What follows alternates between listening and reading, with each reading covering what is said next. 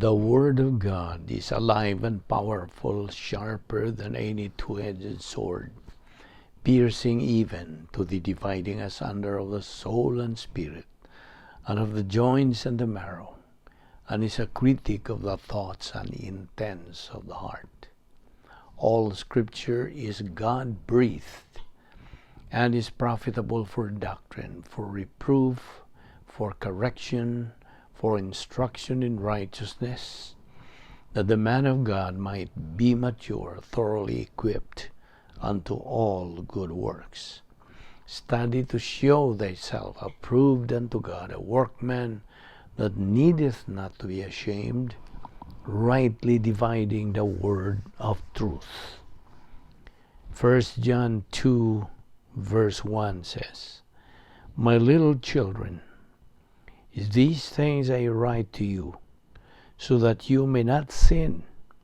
And if anyone sins, we have an advocate with the Father, Jesus Christ, the righteous. Luke 19:10, The Son of Man has come to seek and to save that which was lost. Isaiah 45:2-3, I will go before you and make the crooked places straight. I will break in pieces the gates of bronze and cut the bars of iron. I will give you the treasures of darkness and hidden riches of secret places, that you may know that I, the Lord, who call you by your name, am the God of Israel. When you roam, they will lead you. When you sleep, they will keep you. And when you awake, they will speak with you.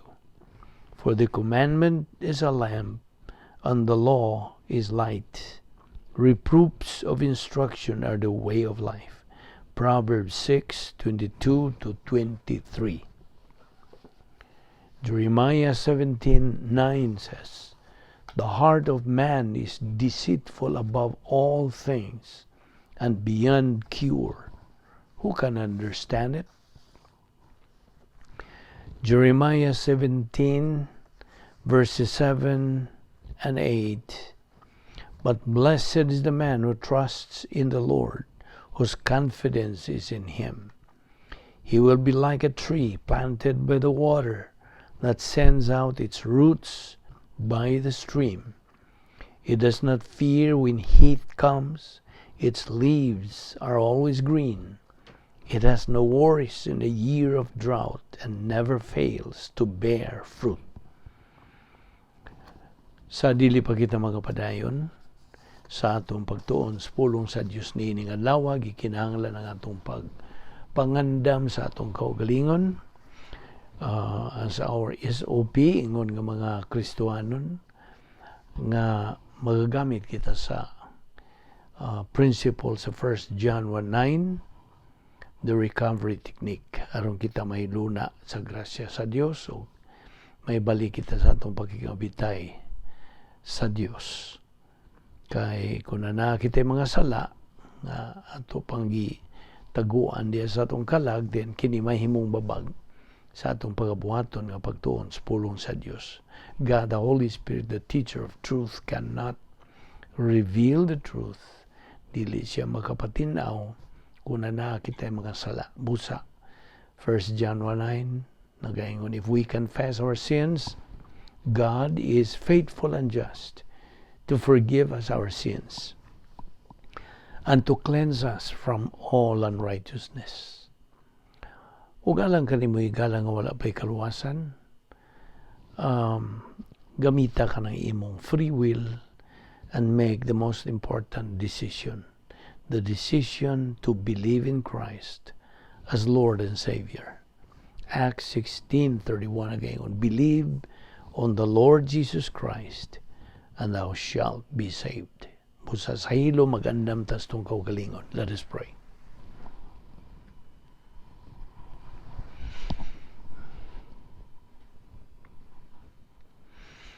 Let us pray. Amahan mo nga Diyos, nagapasalamat kami kanimo ni ining layno sa mga higayon nga kami makapadayon sa pagtuon sa imong pulong. Salamat sa imong pagdala ka namo dinhi ug salamat nini among Bible study through the YouTube ubos sa Vic Balbido Evangelistic Ministry. Kinintanan among ipasalamatan sa ngalan ni Ginoong Hesukristo, among bugtong manluluwas. Amen. Maayong adlaw sa tanan nato mga higala. Welcome na usab sa tanan. Atong mga suki, atong mga subscribers, mga followers, o ganinyo mga higala, mga igsoon diyan ni Kristo. Fellow believers, welcome once again. Aniya pa kita magadupot ni ining atong tunanan nga entitled The Real Keys of Success in Life. Ang matuod gyud nga mga yawi alang sa kalampusan nato sa atong kinabuhi.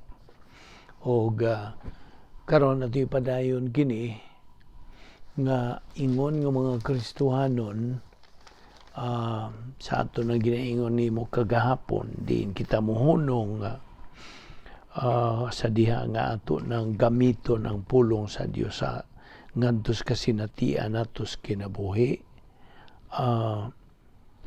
Mao kini ang makapa buhat nato. Oy, dili kay pagkabuhat. Spiritual growth. This is what we mean. This is what produces spiritual growth. This is what leads to the defeat of evil sa kanang kinabuhi sa usa ka magtotoo. Resulta kini sa atong pagbuhat o mga Diyos nun nga buluhaton o kita makapaabot naman sa grace blessing ang gitawag nato og escrow blessings in time. Okay? So, it produces in the believer's spiritual emotion.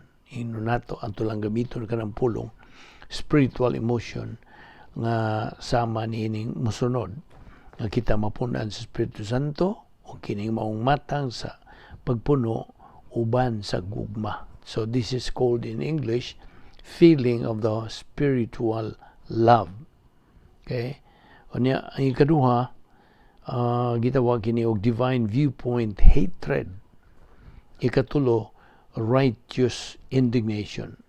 Nabitaw na sa Episo 4:26 nga nag-ingon, be angry and sin not. You see, alang sa magtotoo, to be angry and sin not is to be angry only at sin, only at evil. Okay, mora na atong kanang hipanghimaraot, you see, atong gidumtan ang pagpakasala.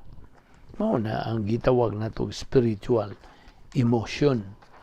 It is called spiritual emotion. It further produces kining gitawag nato ron sa English og divine viewpoint compassion. Now these are all spiritual emotions.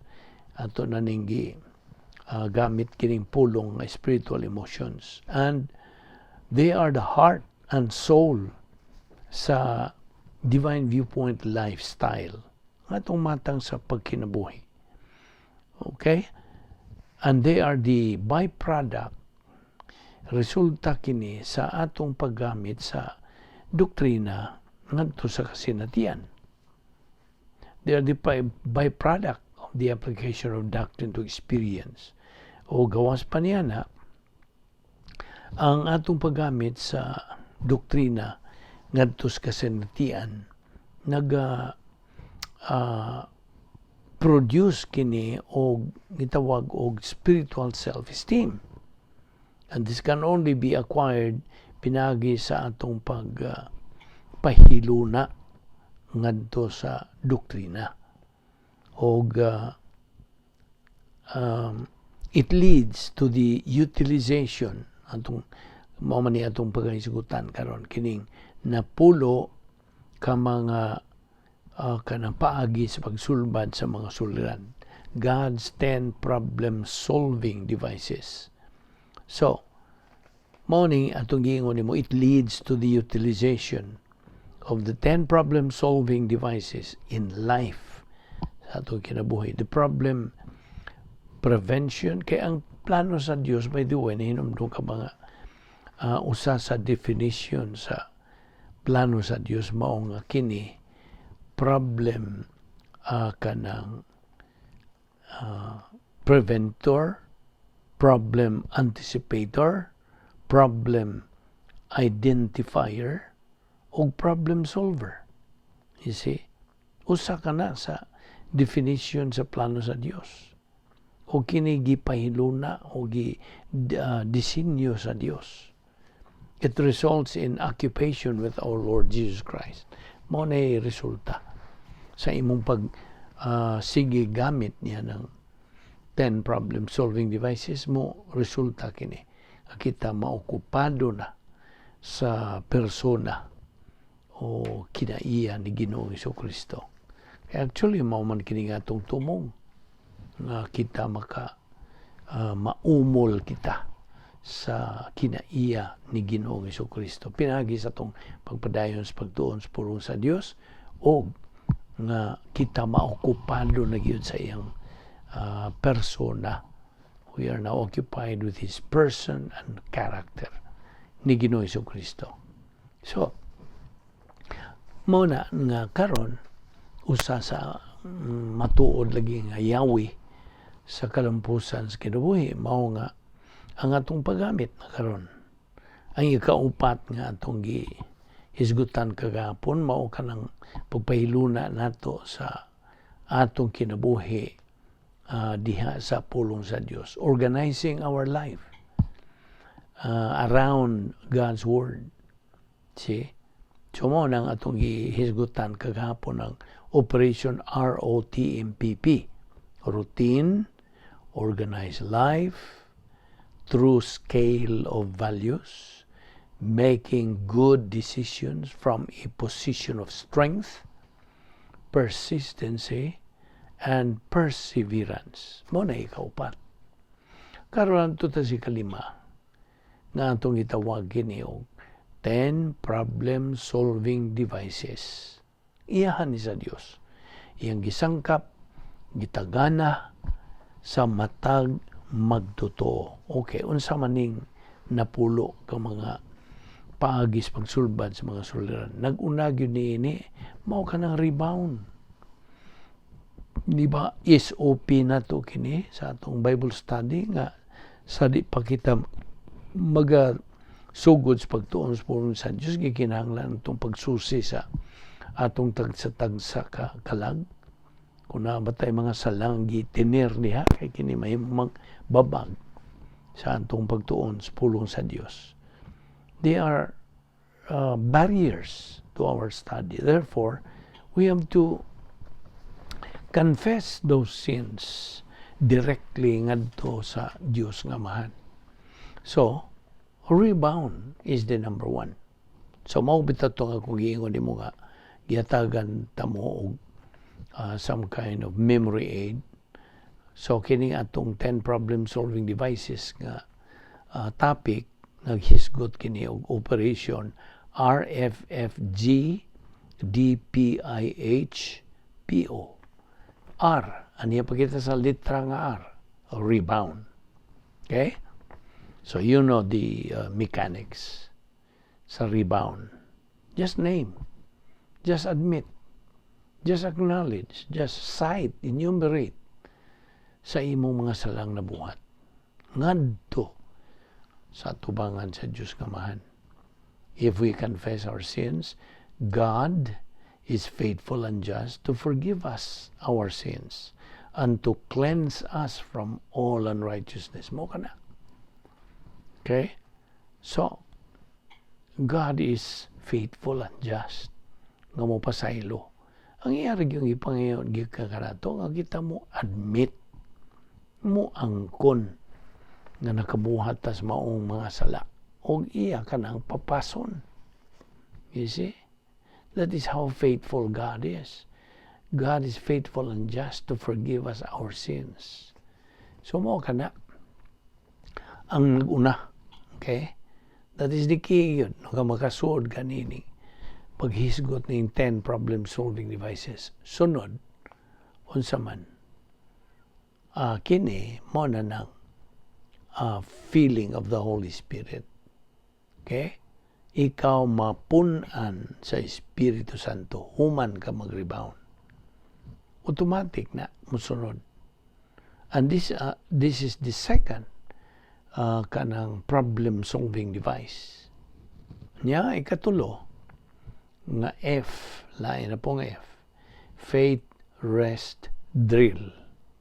Mo ka na ang ikatulo. Faith, rest, drill. Kana bang bansay nato sa atong kaugalingon, practice this kining faith, rest, drill. Faith, rest, drill. Kining faith, rest, hyphenated. So ato lang ng gihubad sa Bisaya og pagtuo nga nagdala og pahulay kay life man na, faith, rest, life or drill. Paagi kini nga naay pagtuo nga nagdala og pahulay o kapahulayan. Mao nang faith, rest. So human ka human ka mo hingalan sa imong mga sala, ikaw mapun-an dayon sa Espiritu Santo, og karon ana kanay kanang puruhan nga makagamit ka na niya ng pagtuo, by the way, pagtuo nga nagdalag kanang pahulay, kining maong matang sa practice mo ng faith, rest, drill. So, pagkahayahay nimo, life is meaningful, purposeful, and with definition. That is faith, rest, drill. Ang letra G, okay? Grace orientation. Nga ikaw kanang mabaid na gyud o kanang inuntag naanad kay inula nato. Maglisod tag Binisaya niya na nga ma-oriented kita. Inula nato sa gulan na nato in English. Ma-oriented na kita sa grasya. See? Ang bot pasabot nga sa imong palibot, surrounding you as a believer, ang tanan grasya. Grace orientation. Mo ka na ang letra nga G. Kaya mo ni ikaupat. Grace orientation. Ikaw naanad na kanang baid na o na hiluna na sa grasya. Okay? Adto ta sa letra D. Ikalima na ni. Unsa man ning letra D? Doctrinal orientation. So, naanad ka na baid na ka sa kanang pulong sa Dios. Imo na ng kanang routine. Okay? So, you are now doctrinally oriented. Mo na ang doctrinal orientation. So, usani sa paagis pagsulbad sa mga suliran. Doktrina na ang naa sa imong pangunahuna. Okay? So, mo na letra D. Karon na ito sa letra P. P. Ang letra P, mauning personal love for God the Father. Personal imong gugma ngadto sa Dios nga Amahan. Okay? Mao ni ang ika-unom nga paagis pagsulbad sa imong suliran. Personal love for God the Father. Okay? Mao na ika-unom. Ikapito, adto ta sa ikapito. Letra I. Impersonal love for all mankind. Ang imo nang gugma ngadto sa imong isig ka ingon, isig ka tao, nga gitawag ka ng maong gugmaha nga impersonal. Ang atong gugma ngadto sa Dios personal. Ang atong gugma ngadto sa atong isig ka tao impersonal. Kasulbaran gyapon na paagis kasulbaran sa atong suliran. Tingali na imong kaligot-got baron o mga kanang grabe pagnumot baron, kasuko baron ngadto sa ubang tao, di na imo na nang wadon kay ngano nahiluna ka naman lagi sa grasya, nahiluna ka na sa doktrina. So therefore imong gamiton kining maong paagis pagsulbad sa suliran, impersonal love for all mankind, sa tanan. Okay? So, ikapila naman na.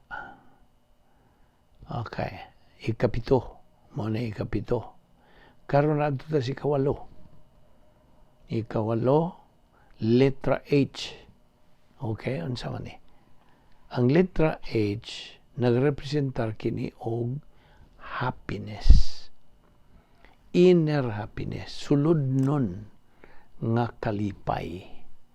Now, of course, this is one of the kanang device nga giandam sa Dios alang sa atong kasulbaran sa suliran.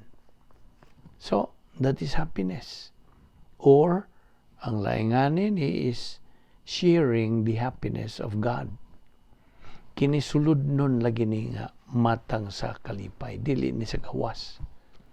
O kining maong kalipay, wa ni magagad sa tao, butang, o mga lugar. Wala. It does not kanang lean, wa ni magsalig sa tao, butang, o dapit. Wala. So, mao na ang gitawag na to kanang inner happiness or sharing the happiness of God. Okay? So, adto tas ikaw kanang ikasiyam. Okay? Ang letra P. Unsa man ning letra P? Okay? Ang letra P dinhi stands for personal unsa man kanang sense of destiny. Okay? I don't know how to translate that in Visayan. Personal sense of destiny. Ang imo ng personal nga pag-ila sa imong pagdadangatan. Ang imo bang kaugmaon na kay kahibawon, hey, nasayod ka na. Klaro na kayo, tataw na diya sa imong panumduman, imong pangisip, sa imong kalag. You see, mo na gitawag ko personal sense of destiny.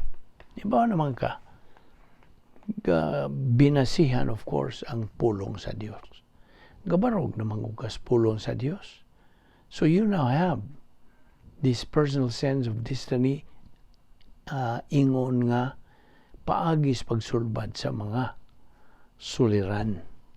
Na kay mga suliran, mga tingali pagduha-duha, pagduda, then this is it. This is the kanang paagi sa Dios, paagi sa pagsulbad. Yan ang maong suliran of doubting, mura kag si Tomas, doubting Thomas, pagduha-duha, di ka siguro. God assures you, guarantees. Mo na gitawag na to personal sense of destiny. Naibaw ka na. Okay? Og ang ikanapulo, the 10th kanang problem-solving device, mao na ni ang pagkaokupado nato kang Hesus Kristo. We are now occupied with the person and character of our Lord Jesus Christ. Okupado. Sabot pasabot niyang pagkaokupado. Well, panalitan na imong higala nga mo dapit nimo sa pagpakigalakaw kinta na inyong adtuon mayong kadayok di sa kukakuyo kay okupado kini kuni ining ahong gibuhaton. So okupado ang pasabot nga wa kay laing giatubang, nagadupot lang yung kanya ng imong buot tiwason ba nga trabaho. Occupied. Wala na akong giyatang nimong ehemplo. Nga ikaw karon okupado, umbot pasabot si Hesus Kristo na yun nagahari sa imong kinabuhi. Nagahari, mo siya ang pasiuna, number 1, kay ikaw okupado na sa iyang pagka-persona o kang iyang kinaiya. Kasabot ka? So, mao ni ang Operation RFFG, DPIH-PO, napulo kini nga paagi sa pagsulbad sa atong mga suliran o kini gisangkap sa Dios kanato. No, kining pagsilsil ni ining maong doktrina, mao ni kanang consider nato nga ikalima kini nga real key of success sa kinabuhi, nga kung imong gamiton kini, then sigurado wanay pagduwa-duwa nga imong maangkon ang kadaugan o kalampusan sa imong kinabuhi. Kita nimo?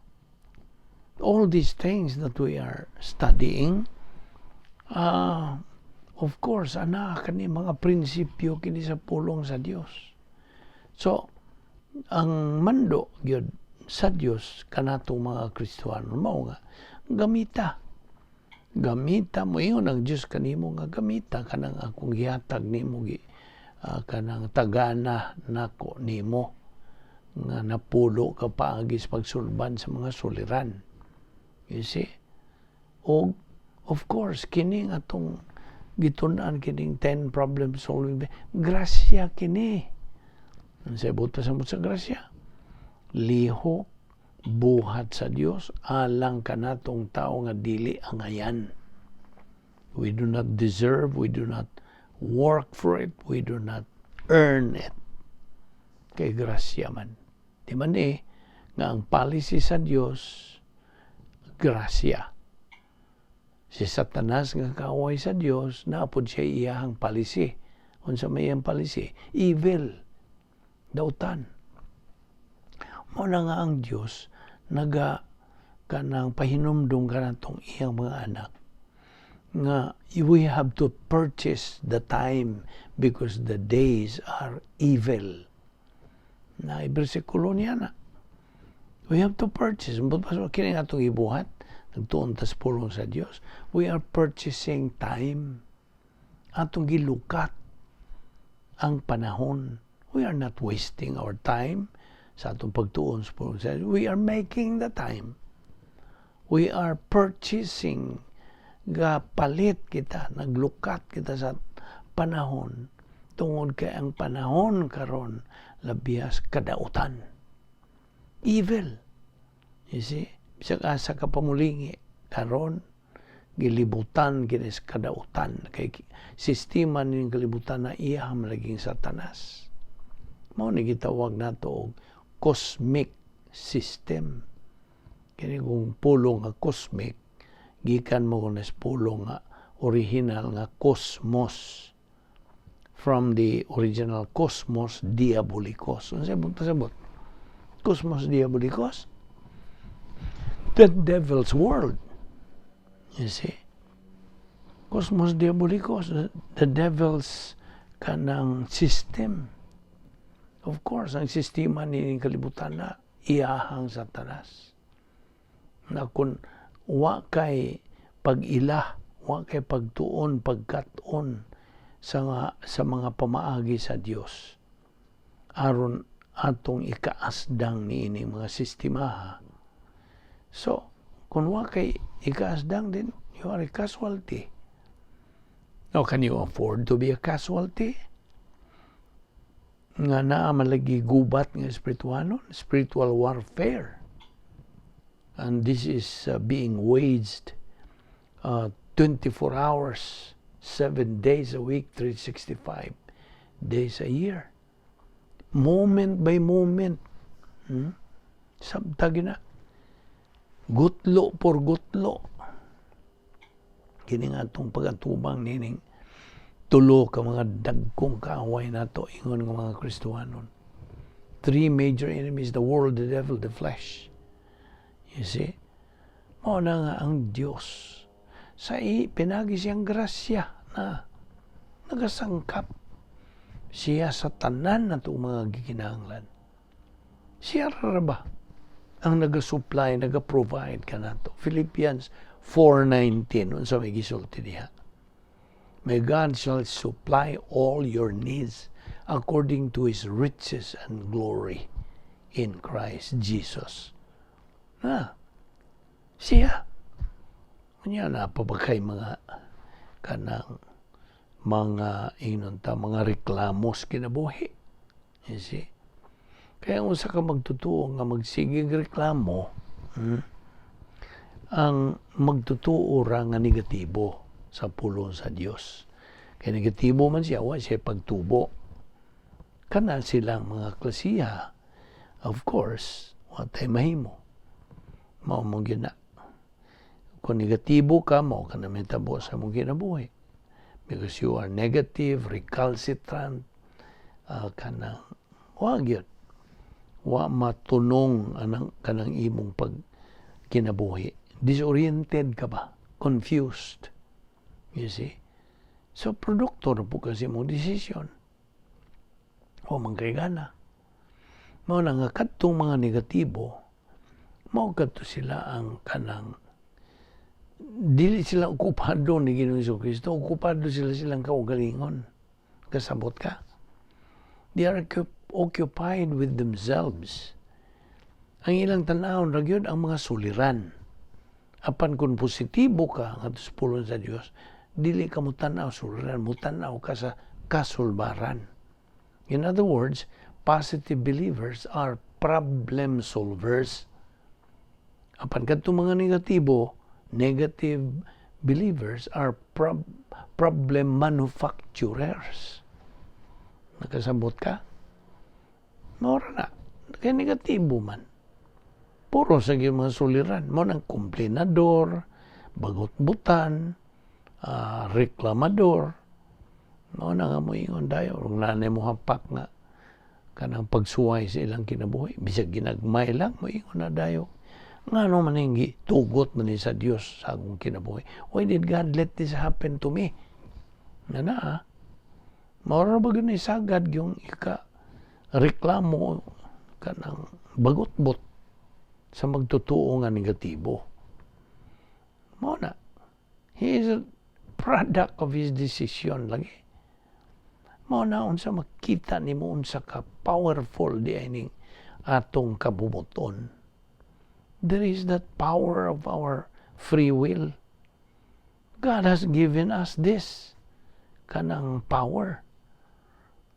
Ambot pasabot nga naa kay kagawasan sa paggamit niya na.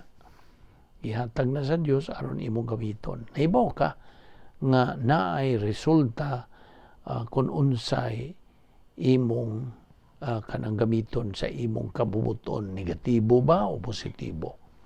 Kaya naibaw naman ta nga basic doctrine tells us nga kining atong panghuna-huna our mentality gibahin ig duha na wa nga bahin ug napoy tuo nga bahin. Ang wa nga bahin tigdungog, apan ang kanang tuo nga bahin, the right lobe, mo na tigbuhat. You see, the doer lobe. The left lobe is the hearer lobe. Mo na tigdungog, apan ang right lobe is the doer lobe. Mo na ang pulong sa Diyos nagaingon, be not only hearers of my word, be doers of my word. Na, kaya kung di ka doer, that means produkto gyapon kasi mong desisyon o ibaw ka na sa resulta. Mao na nga wa kay mabasol, ikaw ra gyud. Kay big V mo bitaw na atong giingon nimo nga there is that big V, volition, kabubuton, free will. Kanang dakong V diha na ato ning ihulagway nimo nga mura og diamond shape. Okay?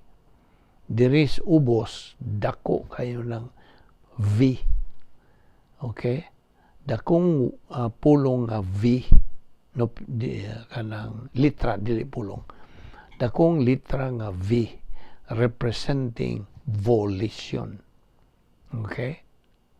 Unya dito sa ibabaw, kaya ato may iporma ka ni og diamond, dito sa ibabaw, letra nga A. Okay? Sabtak yun niya. Sunda ko letra nga A, dako kayong letra nga A, representing, symbolizing authority. You see, authority na nato sa atong kalag, kini atong panghuna-huna, mentality, authority. Apan dihas taliwa, bantay, dihas taliwa dako nga letra nga R. Unsa man na? That represents unsa? Responsibility. Nakita nimo? So, ang napurma na nato ang diamond shape. Diyan sa ibabaw, dakong letra A, symbolizing authority. Autoridad. Okay? Dito sa ubos, letra V, volition. Atong kabubuton. Apan dito sa kanang ingnon ta pusod pusod. Taliwa man sa pusod dihay dakong litra nga R symbolizing responsibility. Sa ato ba? Sa lakton nga pagkasulti, gihatagan ta og kagawasan sa Dios sa pagpili. Gusto? Gitagaan ta. Naayatay kagawasan sa pagpili. Di siya mamugos. Ang Diyos naging lagamitan na, kaya ako naman ang hinatag nimo kanang imong volition, imong kabubuton, gamita. Apan sa tanan nimong desisyon nga imoon, ang kanang moingon kapag dili, naay resulta. Moingon kapag oo, naay resulta. So, kung moingon kag dili, ikaw rin manubag niyan. You are the only one accountable, responsible, and answerable. Ikaw rin manubag. Imo magigamit ka ng kabubuton imo sa negative way. Apan kung positibo ka niya na, ikaw rin manubag. Na ay kaayuhan nga imong kanang mapupo. Kasabot ka. So mo ka nang buot pasabot nato nga kita gihantagan sa Dios og hingpit nga kagawasan, total freedom. But with that freedom goes responsibility. So ato ni ipadayon ugma kining atong isugutan, bahin ining napo ka mga paagi sa pagsulban sa atong mga suliran. So ang memory aid ayaw kalimti. RFFG DPIHPO. Mao kanay 10 problem-solving devices God has provided us, believers. Ugma ato ipadayon ni lain usab nga matuod nga yawi sa kalampusan ato sa kinabuhi. Adto ta si kaunom ato ning tukion hisgutan ugma. Magampo ta. Amahan na mo nga Diyos, nagapasalamat kami kanimo niining laing higayon sa among pagpagkamitay sa imong kamatuoran. Salamat o Diyos sa balang Espiritu Santo nga nagatudlo ka na mo tataw ug tinaw niining imong kamatuoran. Salamat ni among Bible study through the YouTube under the Vic Balbido Evangelistic Ministry. Kining tanan namong ipasalamatan sa ngalan ni Ginoong Hesukristo. Amen.